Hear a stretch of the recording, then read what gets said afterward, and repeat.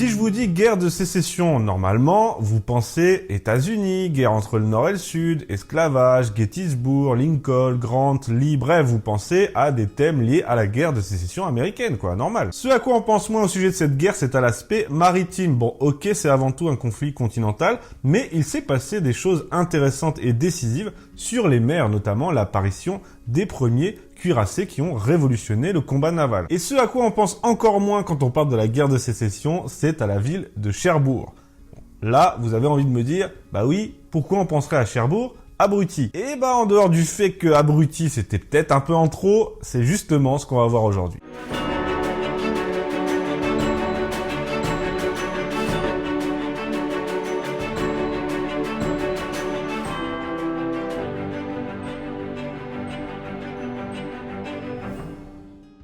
Alors, entrons directement dans le vif du sujet. Nous sommes le 11 juin 1864. La guerre de sécession fait rage depuis 3 ans maintenant. C'est un conflit entre l'Union du Nord et la Confédération au Sud. Je n'entre pas dans les détails. J'avais déjà fait un épisode sur la guerre de sécession. Si ça vous intéresse, mais je l'ai dit, c'est avant tout un conflit continental, mais il y a aussi un aspect maritime et notamment concernant l'approvisionnement. Parce que les deux camps ont besoin d'approvisionnement pour mener cette guerre. Donc les marines se développent, les marines s'affrontent et les marines vont chercher des approvisionnements en Europe. Et justement, pour essayer de couper les approvisionnements de l'autre, eh bien, va se développer une guerre de course, une guerre de corsaires. Et c'est justement ce qui nous intéresse puisque c'est un navire corsaire qui entre en jeu à cette date du 11 juin 1864. Il s'agit du CSS Alabama, un navire confédéré qui est dirigé par Raphaël Simes. À cette date, donc, il se présente devant le port de Cherbourg, donc il est quand même à 6000 km de ses côtes,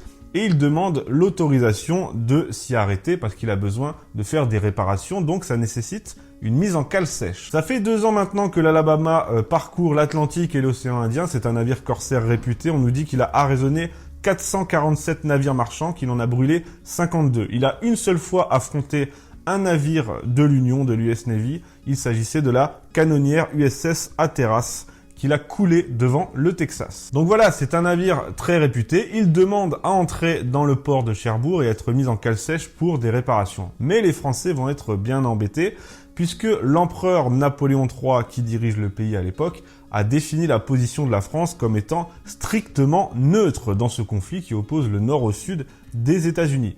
Malgré tout, Napoléon III comme son entourage ne sont pas hostiles en soi à la victoire du Sud, puisque ce qui intéresse la France, c'est d'intervenir au Mexique pour ses propres intérêts, et le Sud est beaucoup plus favorable à une intervention française au Mexique que le Nord. Donc, on va dire que Napoléon III penche plutôt en faveur du Sud, mais qu'il a défini la position de la France comme étant neutre. Donc il est assez embêté. On va quand même autoriser le CSS Alabama à entrer dans le port de Cherbourg, mais pas de mise en cale sèche, pas de réparation, pas d'accès au chantier naval pour l'instant. Il est juste dans la rade. Le 13 juin, donc 2 jours plus tard, une réunion avec l'empereur a lieu au sujet de ce navire, justement, et l'empereur ne donne pas encore d'ordre très précis, il est assez embêté. D'un côté, on a les confédérés, donc le Sud, qui demandent à Paris d'accueillir ce navire corsaire, et de l'autre, il y a l'Union, le Nord, qui demande à la France de respecter ses engagements de neutralité. Et là où les choses vont se compliquer, c'est que le 14 juin, un navire de l'Union, cette fois, qui avait quitté les Pays-Bas 2 jours auparavant, en apprenant qu'il y avait un corsaire confédéré à Cherbourg, un navire de l'Union va lui aussi se présenter devant la ville.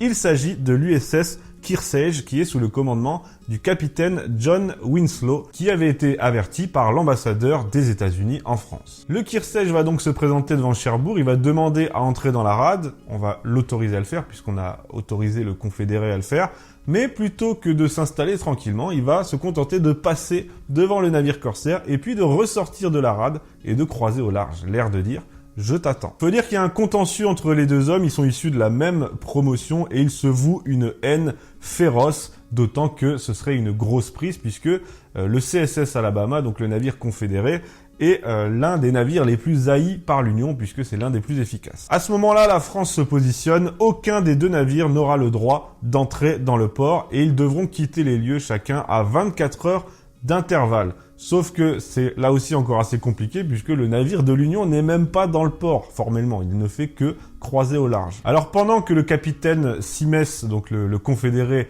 est en train de bouillir parce qu'il a envie d'accepter le défi lancé par son adversaire du Nord, eh bien le vice-amiral Dupuy va ordonner au navire confédéré de quitter le port sous 24 heures. Et pour l'en dissuader, il y a un navire français qui s'appelle la Couronne, qui est un navire-école, qui le met en joue. Le 18 juin, Simès prévient le vice-amiral Dupuy que son navire va quitter la rade le lendemain entre 9h et 10h pour répondre au défi lancé par le capitaine Winslow. Et là, la nouvelle va se répandre dans tout Cherbourg et aussi dans toute la France rapidement. Le combat va donc avoir lieu le lendemain. Le navire La Couronne va devoir surveiller que le combat va se tenir en dehors des eaux territoriales françaises, ça c'est important. La France devra rester neutre, ne devra favoriser aucune des deux parties, mais pourra se tenir à l'affût, histoire de sauver les survivants si l'un des deux navires coule. Le dimanche 19 juin 1864, c'est le jour J, le combat va avoir lieu. Le navire confédéré quitte la rade à 9h et Cherbourg est en ébullition. Il y a des officiels qui sont venus, il y a des Parisiens qui ont sauté dans le premier train. On dénombre 15 000 personnes qui se présentent sur la digue, sur les côtes, sur les hauteurs. Et croyez-moi, les places se payent cher en hauteur. C'est un véritable spectacle américain auquel les Français s'apprêtent à assister. Donc à 9h, le navire corsaire quitte la rade, escorté par la Couronne, qui le guide vers les eaux internationales, donc en dehors des eaux françaises. Il quitte la rade et là, le navire nordiste, commandé par Winslow, va faire mine de s'enfuir. Le capitaine Winslow a fait placer ses canons côté tribord et il a même équipé son navire avec des chaînes destinées aux ancres de bateau. Il les a entrecroisées sur un côté pour protéger les machines.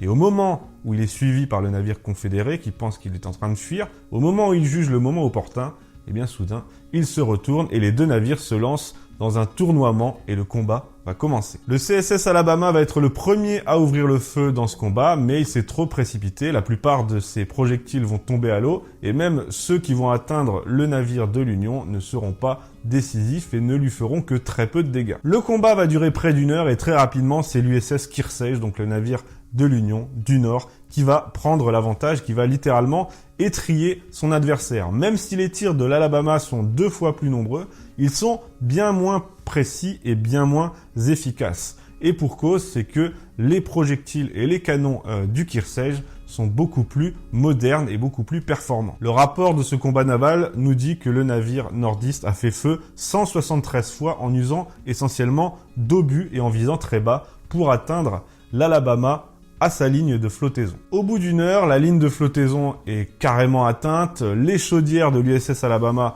sont en feu, son magasin est en feu et le navire confédéré commence à s'enfoncer par l'arrière. L'équipage va se réfugier à l'avant, va quitter le navire, c'est le capitaine Simès qui quitte le navire quasiment dans les derniers, c'est une victoire navale de l'Union. Il y a 4 navires civils plus la marine française qui vont commencer à récupérer les survivants. Et il y a aussi un voilier britannique qui va recueillir une 50aine de confédérés, dont le capitaine Simès, et il va profiter de la confusion pour se barrer en Angleterre. C'est comme ça que Simès va pouvoir regagner l'Angleterre et ensuite rejoindre le conflit en Amérique du Nord aux grandes dames du capitaine Winslow. Il y a des blessés qui sont conduits en France, 14 en tout, dont 3 de l'Union qui sont conduits à l'hôpital de Cherbourg. Bilan de ce combat, il est nettement favorable à l'Union. L'USS Kearsarge a perdu 1 homme seulement et 2 ont été blessés, contre 29 morts et 70 blessés pour le navire confédéré, le CSS Alabama. On trouve encore des traces aujourd'hui de ce combat, par exemple dans le vieux cimetière de Cherbourg. Aujourd'hui encore,